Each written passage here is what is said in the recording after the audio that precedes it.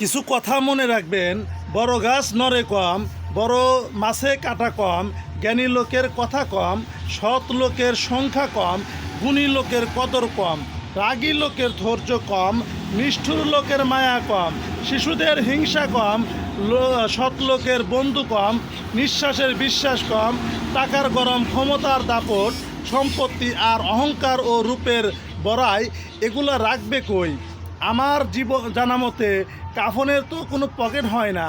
একদিন আফসোস করবে জীবন শেষ হয়ে গেল, কিন্তু কোনো নেক কাজ করা হলো না তোমার। আজ শরীরে শক্তি আছে কিন্তু ইবাদত করার ইচ্ছা নাই। এমন একদিন আসবে সামনে তোমার, ইবাদত করার ইচ্ছা থাকবে কিন্তু শরীরে তখন শক্তি থাকবে না, একটা সেজদা দেওয়ার ক্ষমতাও তোমার থাকবে না। এখনও সময় আছে, তওবা করে ফিরে আসুন।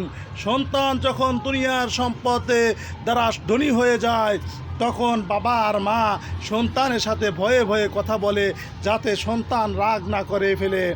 আর সন্তান যখন ইমানের দৌলতের দ্বারা ধনী হয়ে যায়, তখন সন্তান ভয়ে ভয়ে কথা বলে যেন বাবা মা কষ্ট না পায়, বাবা মা যেন রাগ না হয়, বাবা মার মনে যেন কষ্ট না লাগে।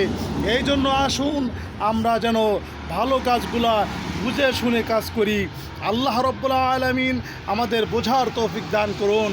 আমিন। আসসালামু আলাইকুম রহমতুল্লাহ।